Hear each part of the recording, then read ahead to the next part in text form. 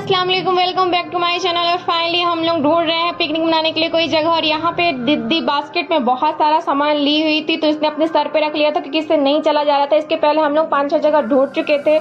और ये देखो कभी यहाँ पे क्या कर रहा है, और मैंने उसको कैमरे पे पकड़ लिया। और फाइनली आगे छमा और अदनान जा रहे हैं। उसने अदनान को गोद में ले रखा और दुपट्टा ले लिया है। पीछे अनामिका उस दीदी जी हैं जो कि सारा का सारा सामान बास्केट में लेके आ रही है। इसके पहले हम लोग 4-5 जगह गए थे जहाँ पे मतलब नदी थे, झरने थे, वो सारे के सारे सूख चुके थे। तो हम लोगों ने डिसाइड किया कि हम लोग वहाँ नहीं जाएंगे और हम लोग अब मेन रोड से अंदर एक जंगल की तरफ जा रहे थे। जंगल में जहाँ पे मतलब किसी ने बताया था कि शायद वहाँ पे नदी है। और इतनी दूर चल के आने के बाद भी अगर हम लोगों को पानी नहीं मिलेगा तो हम लोग पता नहीं क्या करेंगे।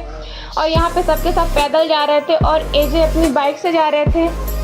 तो मैंने उन्हें बोला कि आप मुझे ना बिठाओ तो ना बिठाओ, पर इसने जो अदनान को अपनी गोद में ले रखा है आप उसे तो ले सकते हो। फाइनली बहुत दूर आने के बाद में एक जगह हमें थोड़ा सा पानी मिल जाता है और सबके सब काफ़ी ज़्यादा थक चुके थे तो रेस्ट करने लगे थे। और यहाँ पे ये जो अनामिका की मम्मी हैं, आंटी जी हैं, वो बता रही थी कि सारा का सारा सामान आ गया है, पर सबसे मेन सामान जो है जिसमें हमें बनाना है गंजा और चावल वो नहीं आया है। मैं आपको इसके पहले बता रही थी कि हम लोग 2-3 जगह गए थे जिसकी वजह से मिसअंडरस्टैंडिंग हो गई थी। और यहाँ पे बात चल रही थी कि क्या क्या सामान लेके आना है, तो वही आंटी एजे को बता रही थी और मैं एजे को मना कर रही थी क्योंकि लास्ट टाइम पे जब हम लोग संडे पे गए हुए थे एक जगह नहाने के लिए, तो वहाँ से जब लौटे थे तो एजे की तबीयत काफ़ी ज़्यादा ख़राब हो गई थी। पर एजे नहीं, मेरी बात नहीं मान रहे थे और वो रिटर्न घर की तरफ जा रहे थे।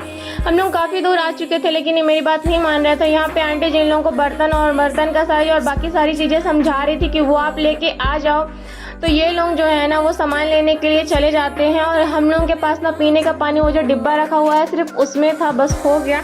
तो मैं जाके उसमें से पानी लेके अदनान को पिलाती हूँ और बास्केट से जो भी सामान था वो निकाल के अलग करती हूँ। और जब तक एजे लोग गए हुए थे तब तक बच्चे सारे के सारे नहा रहे थे और मैं भी नहा के आ गई थी। यहाँ पे अदनान को भूख लगी तो मैंने उसे दूध दे दिया था। और ये लोग ना अपना सामान लेके मतलब ये लोग इतना नहाने के बाद ना अपना इनका मन नहीं भरा, तो ये लोग अपना सामान लेके आगे की तरफ चले गए थे।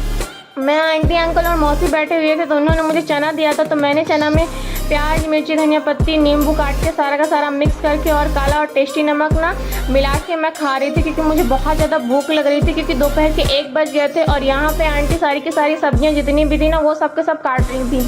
मतलब सारी सब्जियाँ ले आए थे, सारा सामान ले आए थे, सारा सब कुछ ले आए थे, लेकिन सिर्फ एक चीज़ जो है मेन बर्तन वो नहीं आया हुआ था। और यहाँ पे एजे लेके आ जाते हैं वो सामान मतलब जिसमें हम लोगों को बनाना होता है वो भी लेके आ जाते हैं। यहाँ पे अंकल जी नहा रहे थे और बाकी सारे लोग भी रेस्ट कर रहे थे। तब तक हम लोगों ने हांडी चढ़ाई और सब्जियां तो पहले से कटी हुई थी तो सब्जियां कटने भुनने लगती हैं।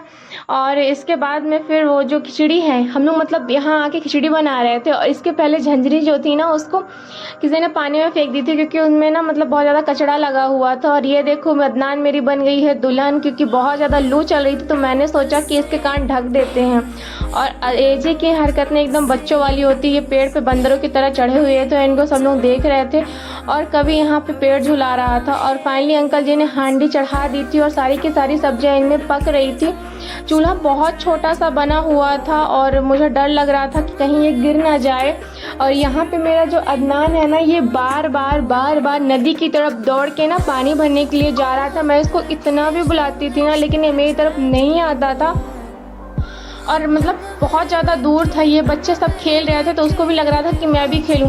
3 से 4 बार मैं इसको पकड़ के लेके गई लेकिन ये नहीं माना। और इसने जो शर्ट पहन रखी है ना इसके कपड़े गीले हो गए थे, तो मैंने इसे कभी की शर्ट पहना दी थी तो वो इतनी ज़्यादा बड़ी थी कि इसको नीचे कुछ पहनाने की ज़रूरत ही नहीं थी। और यहाँ पे एजे कह रहे थे कि हम ना यहाँ से पीने का साफ पानी निकाल सकते हैं, तो मैंने कहा कि कैसे, तो एजे वहाँ से जो पूरा रेत था ना वो उसको हटाने लगे थे कि ये देखो ऐसे अगर हम इसको एकदम किनारे कर देंगे ना तो यहाँ का जो पानी आएगा ना वो एकदम साफ पानी होगा और पीने के लायक होगा। मैंने कहा ठीक है आप निकालिए, मैं तो चली, लेकिन ये ना बिल्कुल भी मान नहीं रहे थे। और मैं इनको बोल रही थी कि आपके नाखून में लग जाएगा, लेकिन ये नहीं मान रहे थे। और यहाँ पे अनामिका जब आ चुकी थी ना तो ये बास्केट में सारा का सारा सामान समेटने लगी थी।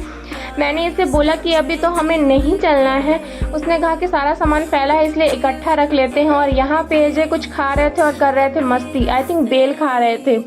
और फिर अनाम का पूरा सामान इकट्ठा करके बास्केट में भर लेती है। और ये जो है ना रमा वो प्लेट साफ कर रही थी। इसके बाद में हमारी जो खिचड़ी थी ना वो पूरी तरह से पक चुकी थी और आंटी ने सबको सर्व कर दी थी और सब बड़े मज़े से खा रहे थे। 4 बज चुके थे, खिचड़ी को पकते पकते 4 बज गए थे। रमा ने कहा कि काफ़ी ज़्यादा टेस्टी है और ये देखो कभी भुक्खड़ की तरह एकदम से लग गया था क्योंकि हम सब ने सुबह ही नाश्ता किया था। और यहाँ पे एजे जो है ना वो बेल की जो खोपड़ी होती है उससे ना देसी चम्मच बनाए हुए थे और खा रहे थे। आंटी खाने के लिए आई थी पर वो नहीं खाई थी। करण और मामा वो भी खा रहे थे और मेरा अदनान सो चुका था। यहाँ से हुआ ब्लॉगिंग।